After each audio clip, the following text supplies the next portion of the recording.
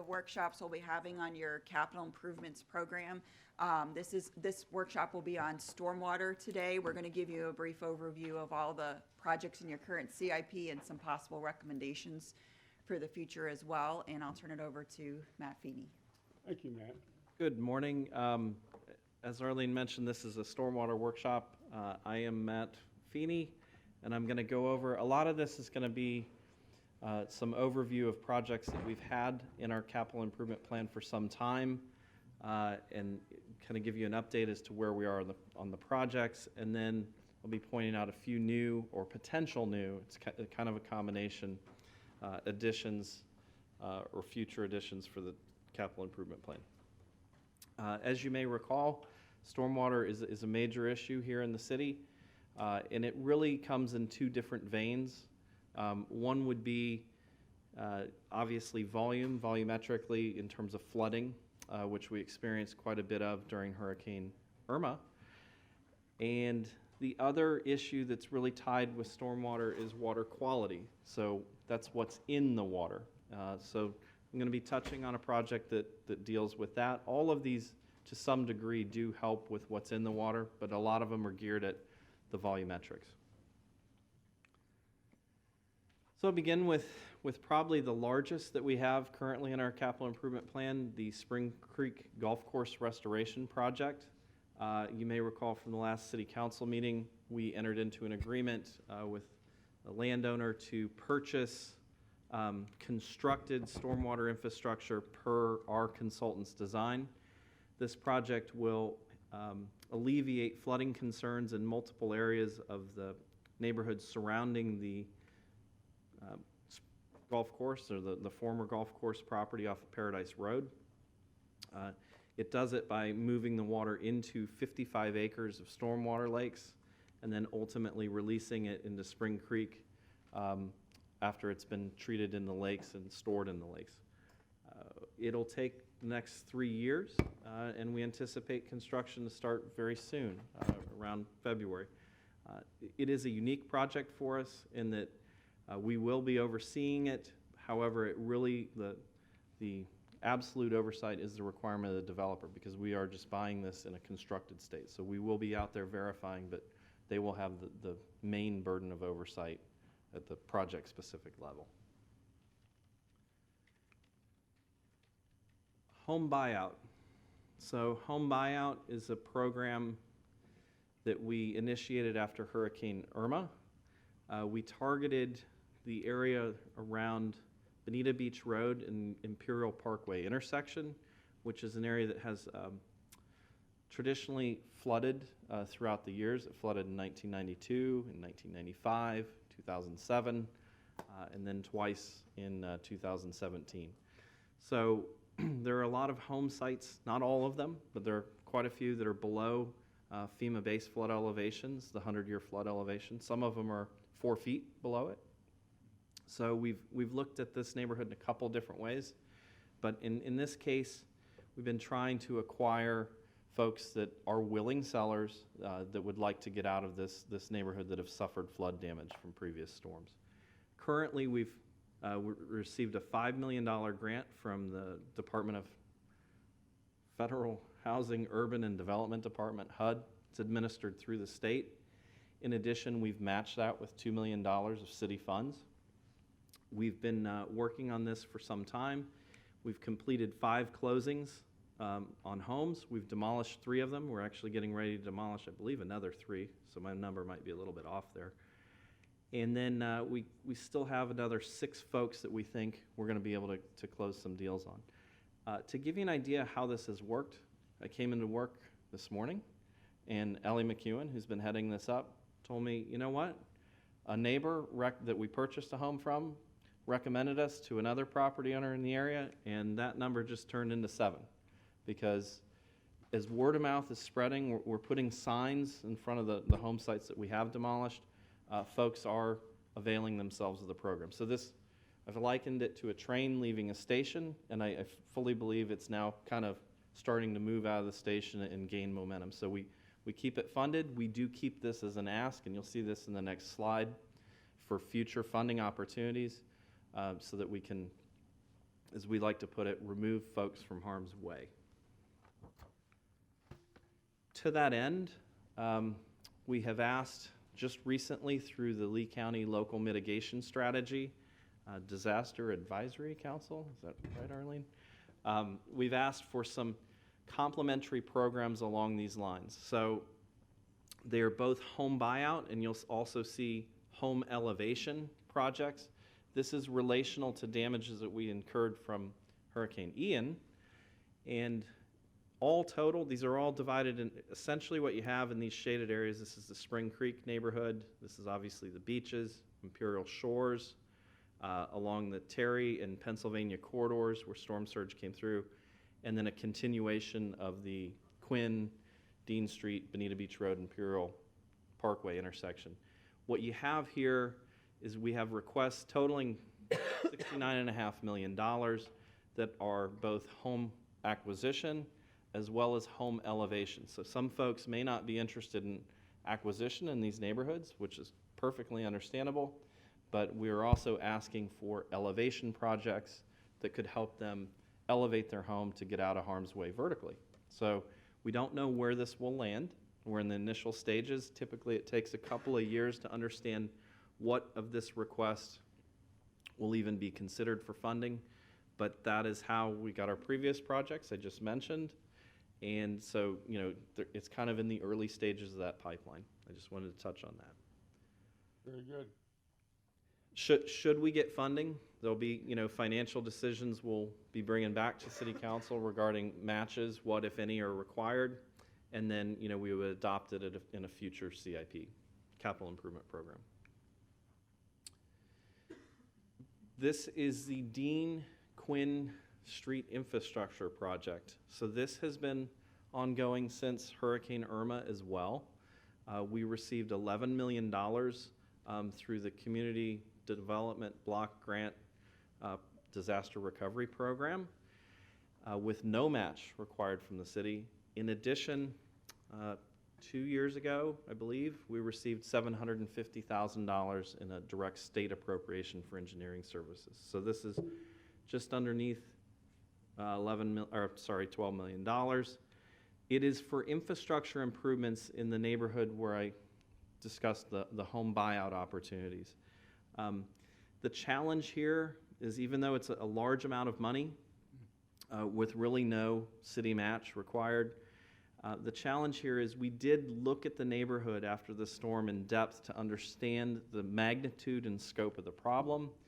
And absent some form of levee or flood wall system that ties into the interstate, some of the home sites that are, you know, 4 feet below flood elevation really aren't going to be protected by this project. So this would be kind of an initial salvo, you know, that could lead you to something along these lines. It does allow us to put drainage infrastructure in to protect from smaller rain events, which is really what it's geared towards. It will allow for the acquisition of some property, should we have willing sellers, to site some stormwater ponds. You can see here, this is where we're thinking there's an opportunity to do so. 2 of those properties are county-owned, so really we're only looking to acquire a couple in the north section. And should in the future, you know, a future body choose to pursue levies, which would be multi-year, probably decades-long permitting process, this infrastructure would then be able to support it because it would work hand in hand. But I think that's a long ways off. But you know, we see this as a multi-pronged spear in terms of how we're going to try and tackle this problem, and this is the infrastructure side. We continue really to try and encourage folks that are in the direst of situation to avail themselves of the home buyout, because we think that provides more immediate relief in the near term. This is complicated. I hope I explained it well. If you have any questions, I'm happy to go over them. I just don't want anyone to think that this is a magic bullet, because it's not. I have a question, Mr. Mayor. So, Matt, Councilman Forbes mentioned that 75 will be expanding. Is there any way they could do a little bit of assistance as they expand down? This is exceptionally complicated. And I would not advocate for a levee system in a Anyone. government-like form of organization. I just wanted you to understand the magnitude of it, Oh, okay. to try and get something like this permitted. And the folks that are working on this have done that type of work in other regions of the country. You're talking about decades, because you have to demonstrate no negative effects upstream. So I'm not advocating for that. I'm just trying to point out the magnitude of the problem and point out that we do wholly understand the magnitude of the problem. And the bottom part there, are we gonna do something with these drain pipes? They would interconnect to this potential lake here, and then it would be able to get water off of the streets in a smaller rain event. But when you have the flooding we experienced in Hurricane Irma, it overtops the riverbanks, or the riverbank.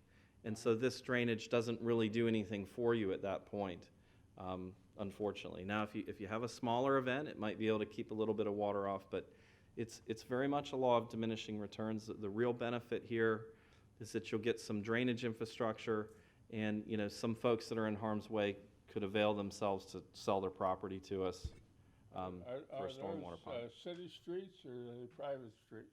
They are city streets. I remember is Pauly paved now, do you know? I don't know. They're all paved. It happened, Oh, I don't know, seven or so years ago. okay. I remember somebody had a house out there and it was big rutted It was. and so that got paved. That's good. Mayor, Yeah, go ahead. I'm sorry. Mayor. Yes. Yeah. Matt, would you remind the new members of council, especially, but some of us that have been here a while, to build that levee system that was discussed? My mind said it was something like 70 million. That didn't include the easements or something like that. But that was what, 3 years ago, roughly? So that was presented to council in, I believe, the summer of 2019. And it's the estimates, which were inclusive of some of this infrastructure, because if you construct a levee, you then have to deal with stormwater. Every drop of rain has to be taken off the streets because you've isolated it. That's why I mentioned this could work and complement in the future, should you choose to pursue something like that. But so inclusive of that type of infrastructure, which also included pump stations that would pump the water into the pond, pump it out of the pond over the levee when the river was low enough, the estimates were around $55 million. Now that is before the hyperinflation or the stagflation that we experienced, or have experienced or are experiencing. So those are planning level estimates as well. So a lot of times that gives you a sense of the scope, but as you go further along, it can be more expensive. I really think,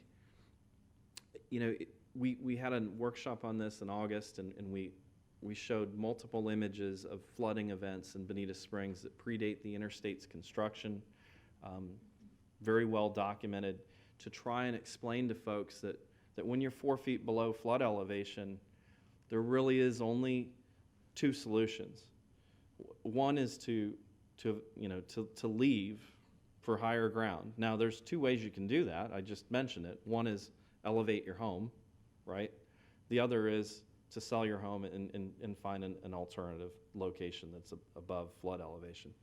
The only other solution is you protect yourself from the flood waters coming in. And that's what New Orleans has done. It's what St. Louis has done. It's, there are plenty of huge cities that have done this 150 years ago, but it's levee systems. And I don't think that's a very practical solution for us here, given our terrain. But we wanted to study it so that we could have that document, and that the current council and future councils could understand the magnitude of the problem. I actually thought you were going to start off with, you pray. Matt, on this, is income restrictions apply? How can we have an income, we're spending $400,000 on these houses and there's an income? Well, the one unique thing we've experienced, I don't know where you're seeing that, is it on the previous slide on the home buyout? And Ellie could probably give you a little better presentation on that portion, but she's out doing appraisals right now in that neighborhood, or working with an appraiser. But this is unique in that in other areas of the country, if you'd experienced a flood, the property valuation before the flood would be probably what you would be desirous of if you were trying to sell your home. Here, you're so close to the beach, you're west of Interstate 75, and you're, 4 miles, 5 miles to the beaches? In 4 hours some days. The property values rapidly, increased, even recently. So when we received the federal money from HUD, the program's requirements were to use pre-storm valuations, because normally you would think that would benefit the property owner. We worked hard, as well as there were other communities that received those dollars. Marathon is one of them, and they were in a similar situation. And so we worked hard to lobby the program administrators to allow us to use current valuation, because the property values had gone up so much. And they ultimately they did, which is probably what's allowed the train to leave the station, so to speak. But just because the home is valued at that, if you bought prior to the big run-up, certainly if you owned the home before 2008, those were very affordable homes. And so just because you're selling it for a high value doesn't say anything about someone's economic status. Mm-hmm. Yes. Matt, do we know, I know you probably don't know a single number, a specific number, but percentage of the number of homes we're looking at that have mortgages on them? I don't know that. It would probably be a good thing, simply because if they've got mortgages, they're not going to be able to obtain insurance. I don't know that piece, but this is on a voluntary basis, and so, I also want to clarify, one of the income restrictions with the HUD program, there was a requirement that there was a low to medium income for the participant. Our matching funds are not restricted in that level. So if there was a particular property where possibly it's someone who rents out the property, they own it, and they, as the owner, may not necessarily qualify at the income level required by the HUD program, the city's matching funds could help with that. Additionally, in the asks we're making through the local mitigation strategy, we're asking for more flexibility with that. Maybe it could be a different program out of not being funded out of attached to the federal funds of the HUD program, which does require that income qualification. No, excellent. Hang on. Sorry, bumped the computer. I do have other programs. I wanted to speak in detail on this because this is moving along. It is under design. It has been for about a year. We had a workshop in August right before the hurricane. It was well attended, and I looked at it really as an educational opportunity for folks, because I want every elected body to understand this is not a panacea of answers for the condition down there. Could I be any more clear? No. And Okay. when these houses are bought out, and the city owns the property, There's a couple of things we can do with them. They become wards of the state, and we get to mow them. We can have some recreational opportunities if we get some amalgamation of home sites. We can do some drainage infrastructure on them, and there are some opportunities, I believe, that will help us in the water quantity as well as quality realm, quite honestly. And so there are some opportunities there, really for parks and recreation and for stormwater treatment. There is no opportunity to resell for redevelopment. They are restricted with the ones that are purchased with the federal dollars. That is the end of that being a home site. very good. So, well, that was a nice segue. So I'm going to give you a little update on a project that we continue to work on. This is the bioreactor. It's located at Feltz Avenue in Ragsdale. It's a water quality project. It's really designed to remove nitrogen out of the stormwater. And a few years ago, we were fortunate. We received an additional grant, quite honestly, from FDEP. The city matched it, and we were able to pipe and create a pump station, which is shown right here, to draw water directly in from the Imperial River. So that was a unique modification of this project, because previously it was designed to handle rainwater runoff, from the rain that comes off the roadway system. And here you were able to then pull water on a more continuous basis. One of the things, though, is we did this very quickly, and we consciously chose not to pursue an intake that was at the bottom of the river, because to do so would have required extensive permitting on a 2+ year track through the Army Corps of Engineers. So that what it meant was we were able to build the project much quicker and build the pump station, but our intake had to be kind of situated on the embankment of the river. It couldn't be down below where you always had river water sitting on top of it. And so what that means is that the project is tidally dependent. And this is a great time of year for it to be really dependent, because we get our lowest tides in the wintertime. Plus, you don't have rainfall feeding the system from the east. So it's at its lowest condition. It can operate at certain stages of the tide, and other stages of the tide it cannot. And so what we've been working on is creating a remote monitoring and operation series of sensors and computer programs, quite honestly, that would allow us to operate that on a more continuous basis without running the risk of a low tide showing up and us burning up the electrical pumps. So the pumps, and I'm giving you way too much detail, but the pumps are what they call variable frequency. I expect Councilman Forbes to nod his head. What that means is it's not an on and off situation. If you turn the pump on and you modulate the frequency of the electricity that goes to it, it will run at different rates. And so what we're working on, and we're working with a firm out of Atlanta to do this, is as we gain control of that, you can run it, say it's low. Now there will be times when we can't run at all at this time of year. But there are periods of time where you can run, you just can't pump the full amount that each pump is capable of. Like one pump might need to be off, and the other one might need to be running at quarter capacity. Then as the tide comes up, your computer program would start to dial that frequency up as the sensor realizes it, and then dial it back down.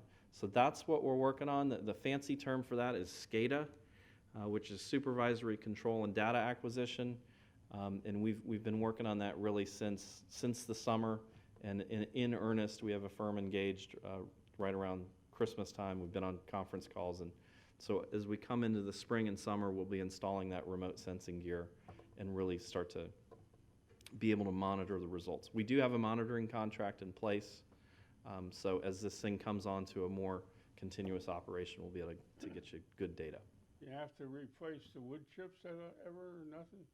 No, and as long as we keep them hydrated, we probably won't have to deal with that issue for a very long time. Good. I didn't really explain this is a tide gauge. May I ask one There's question low here? tide. Will the sensors tell you if somehow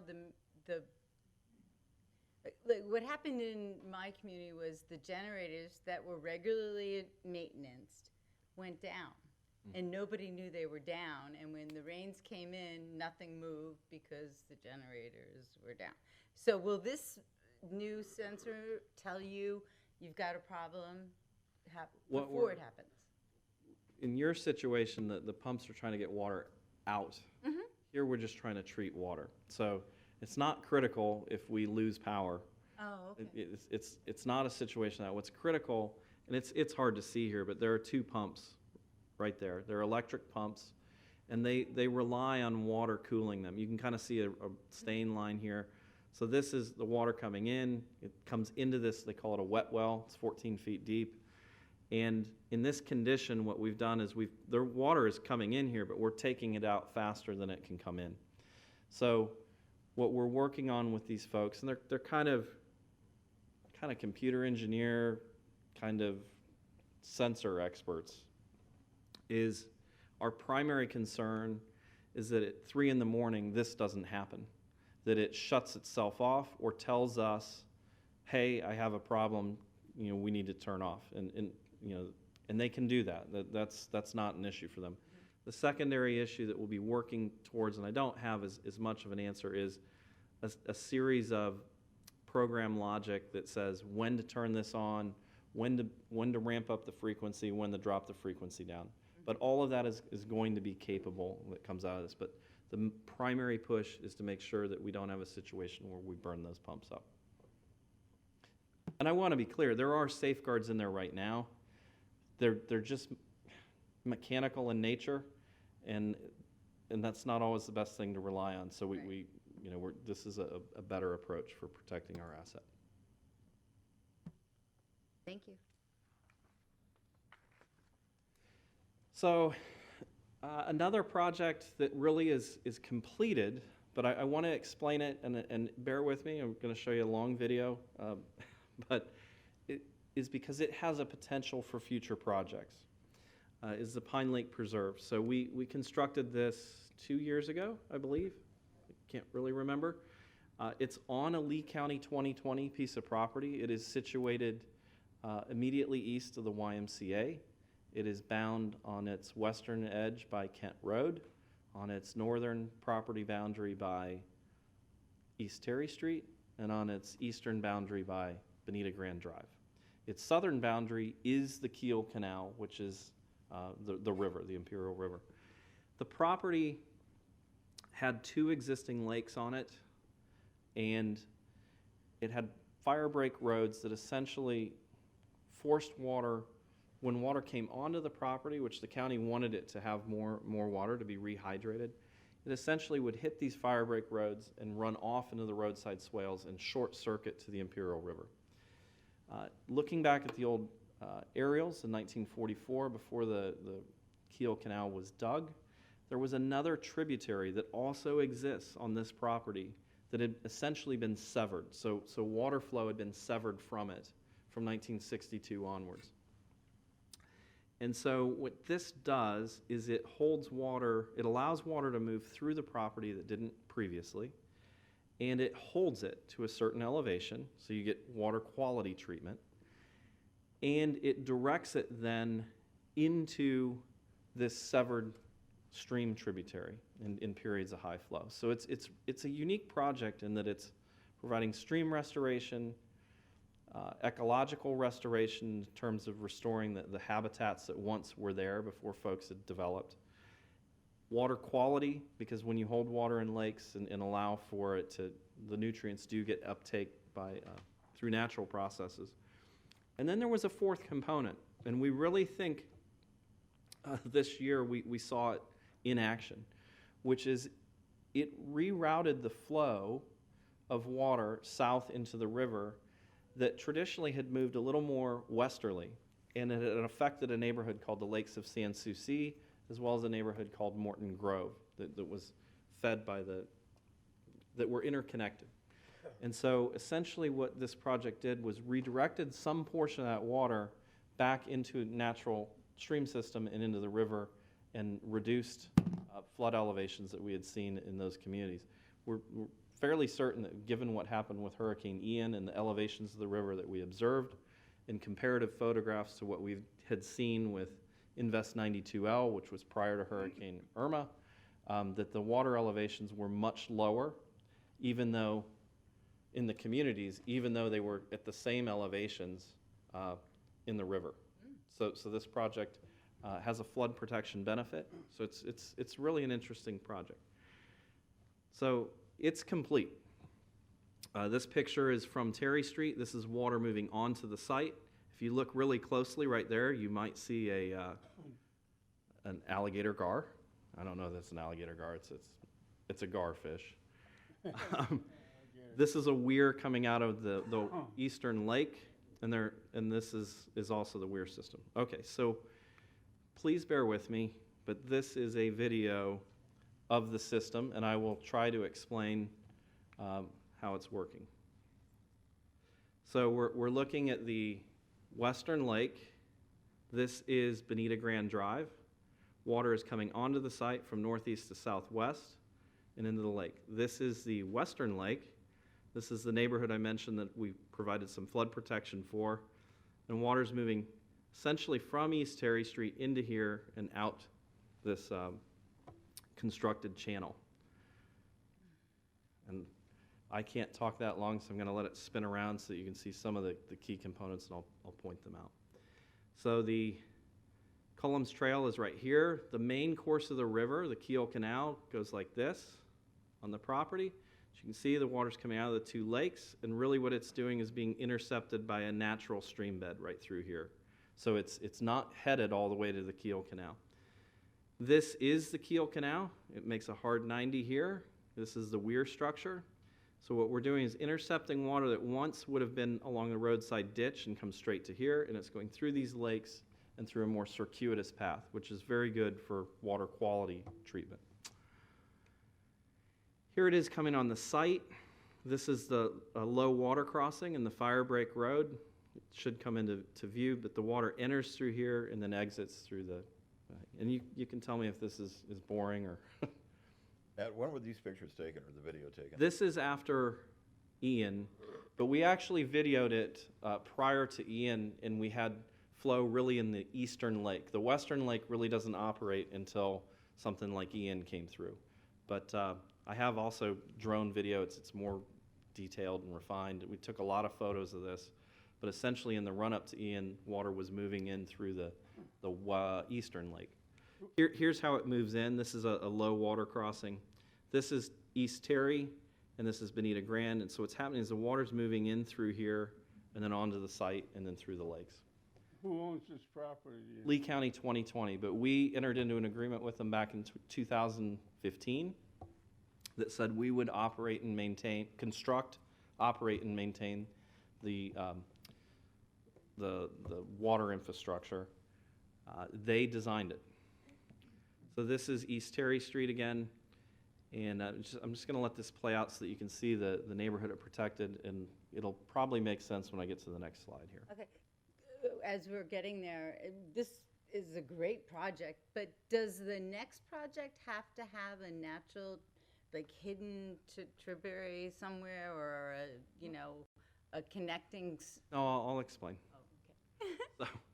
So here's water. You can see the water all over the landscape.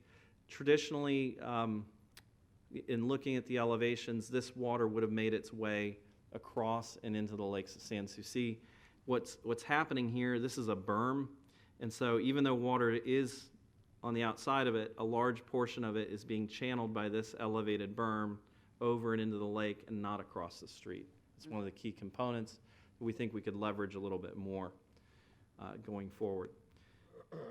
Typically, at the height that the river was here, I believe it was at 12.3, we would have already seen water in the streets of this neighborhood. Mm-hmm. And you can see they're dry.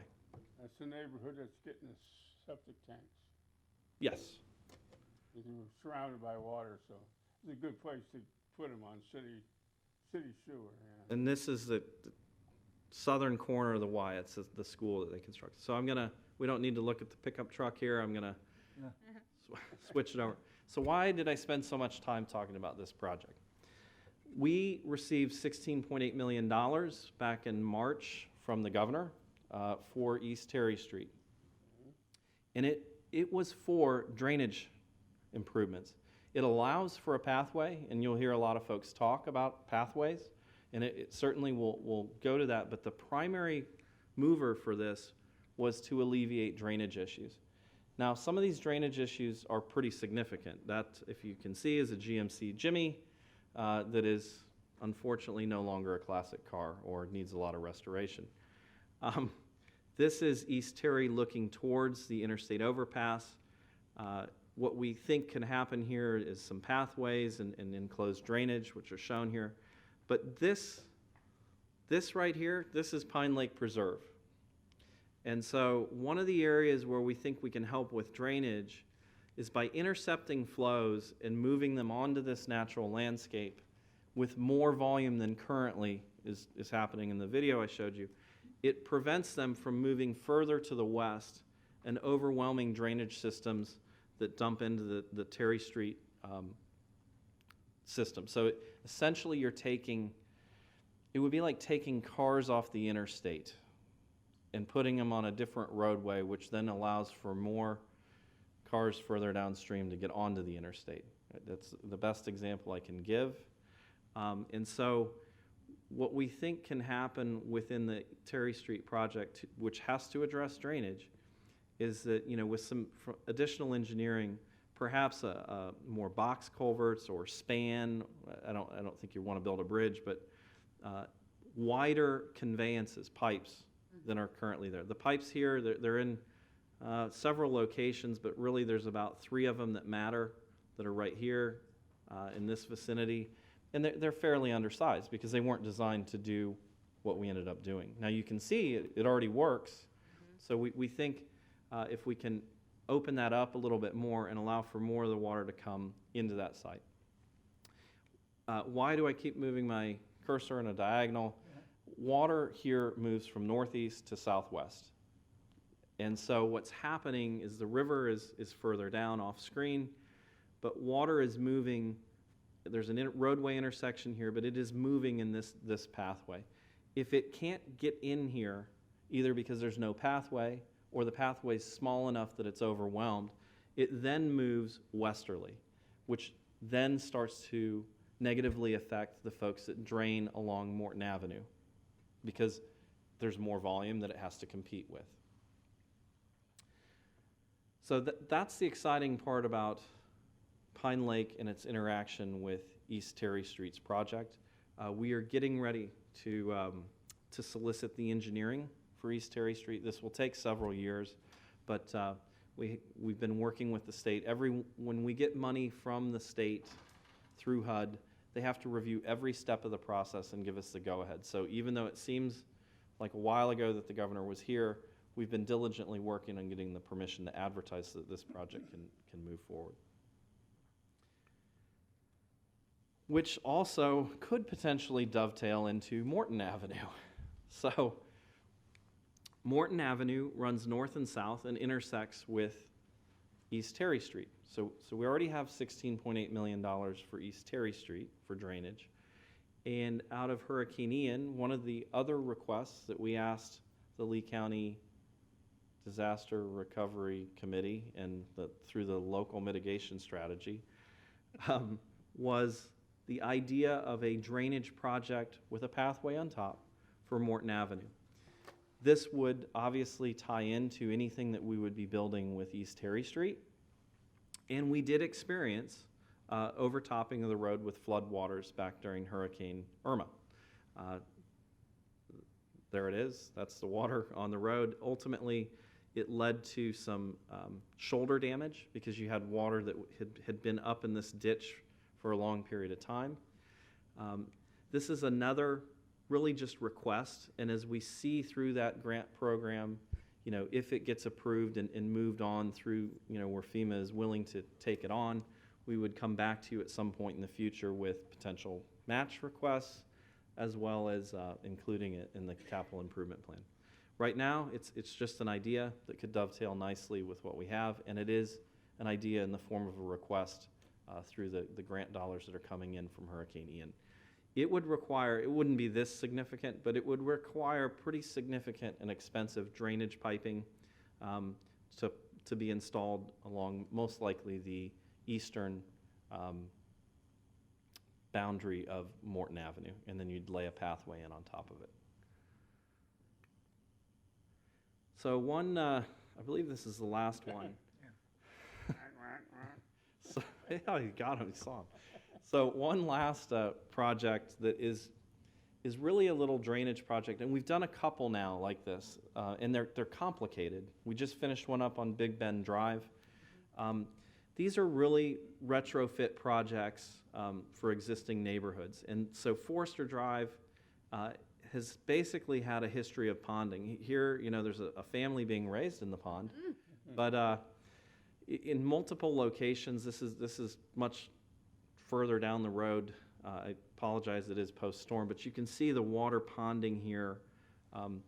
The road doesn't have any great formal drainage, and so we've been working on it now for the better part of a year to come up with the least expensive but effective solution to get this ponding that is chronic off of the roadway.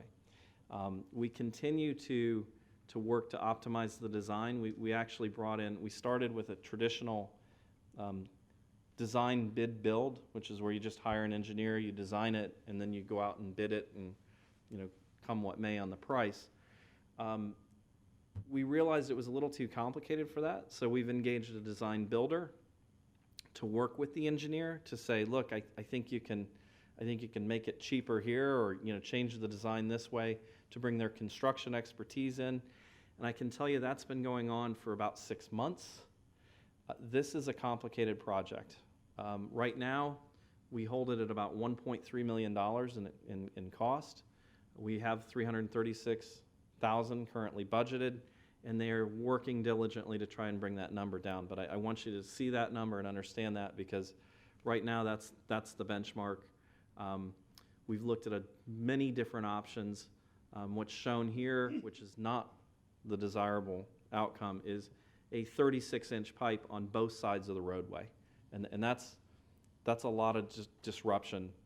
So we're trying to reduce the size of that pipe. That helps reduce cost and really try to figure out how to make this effective. But this is in our CIP, and we continue to work on it. And most likely, when they finally tell me this is the final number, we'll be coming back to you to advance it to construction and to provide the additional funding. I was told that originally that road drained all the way down to the bay at the end. It does, and this maintains that drainage pattern. The challenge here is there are no other locations for the water to drain to on private property. So there's no easements, there's no drainage easements midway. So you got to carry all of that water the length of the road from Kings Q to the north, and that has been the challenge in the design. And we've looked at it 6 ways to Sunday and continue to, but ultimately I think it's going to come in somewhere around this dollar amount. Now, what were those culverts that you showed me, the ones that were in somewhat state of a disrepair in Imperial Harbor? There's a name. Some of the homes had them. Oh, inverted driveways? Inverted driveways. Is that a candidate here? Well, it is and it isn't. We looked at an inverted roadway at one point. However, we were going to have to get onto private property, and people that experienced little to no percent decline as they approached their driveway would have experienced a 12% change, which is pretty significant if you're driving a vehicle. It is allowable, but we would have needed each property owner to agree. It would have been very intrusive, and quite honestly, no one would have been happy with the outcome. So then we started to look at piping systems to try and capture the water along the roadway and then convey it. One of the challenges is the geography here. There's a high spot in the road, and so you have water ponding at the south end, and then you have a high spot, and then you have water ponding at the north end, and that makes it complicated. And we've put a lot of thought and effort into this, but at the end, for as small a project as this is, it's being tortured to death. But you're suggesting that we be conscious of how much, fix it now instead of, be... I think this falls into a category of projects we're going to be more and more asked to do. The first one was I guess this is in your district too. The first one was in your district, and there are chronic problems out there that really require a piped solution, which immediately your expense is up, and an engineered solution. It's not something that we can just go eyeball in and say, I think I can solve the issue. And this one highlights that although it may just look like a little pond with ducks, it's a $1.3 million problem. But you're saying be penny wise and not dollar foolish. I think it's something you're going to be asked as time goes on. You're going to have a series of. I think some of the larger projects, like I showed you and spent most of the time talking about, those will start to come to an end because how many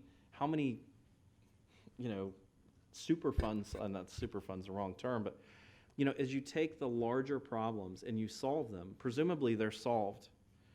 These are the smaller problems that lie in the community as well, and in some places I don't even know, but I suspect they will continue to come forward, and we will probably continue to ask you, or be asked, to devote some dollars to them. Well, Adam Botana lives on that street. You oughta get us some state money, huh? Thank you, Matt. It was a great presentation. Again, Mayor and Council, there's no decisions to make at this meeting. This is for your information. If you would like to meet offline with Matt or myself on any of these projects, we're happy to do so. The point that you'll be making decisions on them is when we actually get into the budgeting of the CIP. We'll have recommendations at that point. Do we have public comment? Yes, sir. Public comment on this stormwater? No? Guess we can adjourn. Oh, do you? No, just Adjourn. a reminder, the next workshop is on transportation.